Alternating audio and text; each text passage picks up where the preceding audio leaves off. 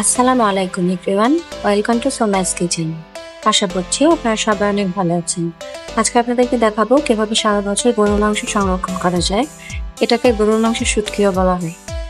আমি এখানে 3 কেজির উপরে মাংস নিয়ে নিয়েছি, আর মাংসগুলি হতে হবে একদম সলিড মাংস, সাথে কোনো চর্বি, হাড় এই ধরনের কোনো কিছুই থাকা যাবে না।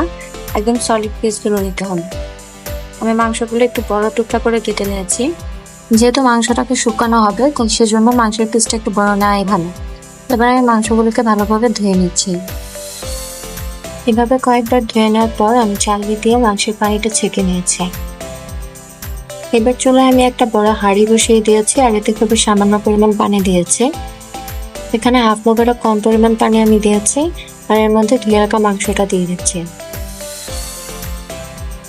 মাংসটা এখানে আর কিছুই দিতে হবে না, আমি জাস্ট এটাকে কিছুক্ষণ একটু ভাপ দিয়ে নিব। এবার মাংসগুলোকে আমি একটি ঢাকনা দিয়ে ঢেকে দেব, আর মিডিয়াম আঁচে কিছুক্ষণ জাল করে নেব। দেখতেই পাচ্ছেন উপর থেকে বোঝা যাচ্ছে বলক জমে এসেছে। আমি ঢাকনা উঠিয়ে নিয়েছি, আর এবার একটু মাংসটাকে আমি উল্টে দেব। এরকম একটি কাঠের খুন্তির সাহায্যে আমি এটাকে নেড়ে উল্টে দিচ্ছি। দেখুন মাংসটা কিন্তু পানি ছেড়ে দিয়েছে। উল্টানো হয়ে গেলে আমি আবারও ঢাকনা দিয়ে ঢেকে মাংসটাকে জাল করে নেব। আর এই অবস্থায় চুলার জাল আমি মিডিয়ামে রেখেছি। এভাবে জাল করে নিব আরো 10 থেকে 15 মিনিট। এবার আমি চুলাটা বন্ধ করে দিব। এখন আমি চুলাটা বন্ধ করে দিয়েছি, আর মাংসটাকে উঠিয়ে নিচ্ছি। মাংসটাকে উঠিয়ে আমি এটাকে ছেঁকে নেব, ছেঁকে পানি ঝরিয়ে নিব। এভাবে পুরোপুরিভাবে পানিটা ঝরার জন্য অপেক্ষা করতে হবে। পানি ঝরানোর পর আমি চুলায় একটি বড় কড়াই বসিয়ে দিয়েছি, আর এর মধ্যে আমি সামান্য তেল দিচ্ছি। ওই 3 টেবিল চামচ পরিমাণ তেল ব্যবহার করেছি। এবার এর মধ্যে পানি ঝরিয়ে রাখা মাংসটা দিয়ে দিচ্ছি। সবগুলো মাংস দিয়ে আমি এবার নেড়ে ছেড়ে মিশিয়ে নেব। এই অবস্থায় আমি চুলার জাল রেখেছি একেবারে ইলোতে।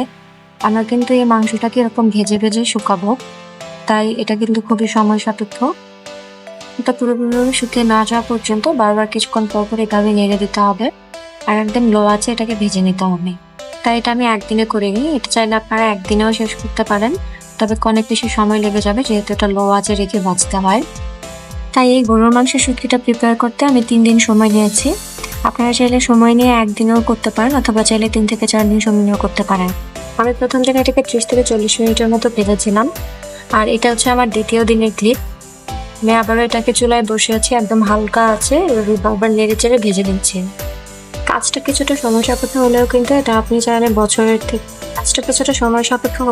এটা আপনি 1 বছর থেকে বেশি সময় ধরেও সংরক্ষণ করতে পারবেন। আর এই গরুর মাংসের শুটকির টেস্ট কিন্তু অতুলনীয়। যারা খেয়েছেন তারা অবশ্যই জানেন। আগেকার দিনে যখন ফ্রিজ ছিল না, তখন কিন্তু মানুষ কোরবানির গরুর মাংস এভাবেই সংরক্ষণ করতো বছরের পর বছর। এটা ছিল আমার তৃতীয় দিনের ক্লিপ। আমি আবারও এটাকে অনেকক্ষণ সময় নিয়ে এভাবে হালকা আছে নেড়ে চেড়ে ভেজে নিয়েছিলাম, আর এর মধ্যেই কিন্তু আমার গরুর মাংসের শুটকিটা রেডি হয়ে গেছে। দেখুন আর মাংসটা চুলা থেকে উঠিয়ে নিয়েছি আর ঠান্ডা করে নিয়েছি। এটা কিন্তু একদম মুচমুচে হয়েছে। এবার এটাকে কিভাবে সংরক্ষণ করবেন আমি সেটাই দেখিয়ে দিচ্ছি। আমি এরকম একটা বক্স নিয়ে নিয়েছি। পরিষ্কার শুকনো একটি বক্স নিয়ে নিতে হবে, আর এর মধ্যে আমি এবার মাংসগুলো রেখে দেব। মাংস রাখা হয়ে গেছে। এবার এটাকে আমি ঢাকনাটা দিয়ে খুব ভালোভাবে আটকে দিব। এরকম এয়ারটাইট বক্সে রাখবেন ভালোভাবে। এরপরে এটাকে নর্মাল ফ্রিজে সারা বছর সংরক্ষণ করতে পারবেন। আপনারা চাইলে সংরক্ষিত এই মাংস রান্নার রেসিপিও আমি আপনাদের সাথে শেয়ার করব। আমার আজকের ভিডিওটি কেমন লাগলো অবশ্যই কমেন্ট বক্সে জানাবেন, আর আমার চ্যানেলটি সাবস্ক্রাইব করে পাশে থাকবেন। দেখা হবে আবার নতুন কোনো রেসিপি নিয়ে। আল্লাহ হাফেজ।